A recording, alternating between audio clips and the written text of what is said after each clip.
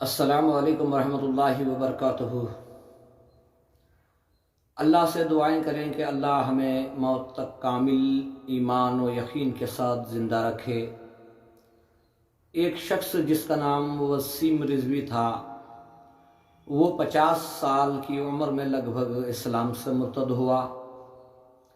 اس کا اسلام سے مرتد ہونا سارے مسلمانوں کے لیے ایک یہ پیغام ہے کہ جو انسان اللہ کی ذات و صفاتوں کا یقین نہیں رکھتا، جو اللہ کے کلام کو حق ہدایت والی کتاب نہیں سمجھتا، جو حضور اکرم صلی اللہ علیہ وسلم اللہ کے آخری رسول امام الانبیاء رحمت للعالمین ہیں، تو ان کی عظمت، ان کے مقام و مرتبے کا یقین نہیں رکھتا، اللہ سبحانہ و تعالیٰ ایسے انسان کو اسلام سے نکال کر ایمان سے محروم کر دیتے ہیں۔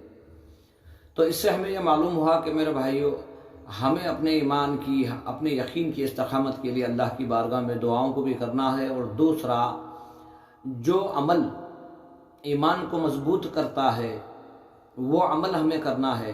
یہ شخص جو تھا، ایک چھپا ہوا ایک ایسا مرتد انسان تھا جس کے دل میں نہ اللہ کے ذات و صفاتوں کا یقین تھا، نہ کلام پاک کی عظمت تھی، نہ حضور پاک صلی اللہ علیہ وسلم کی دل میں سچی محبت تھی۔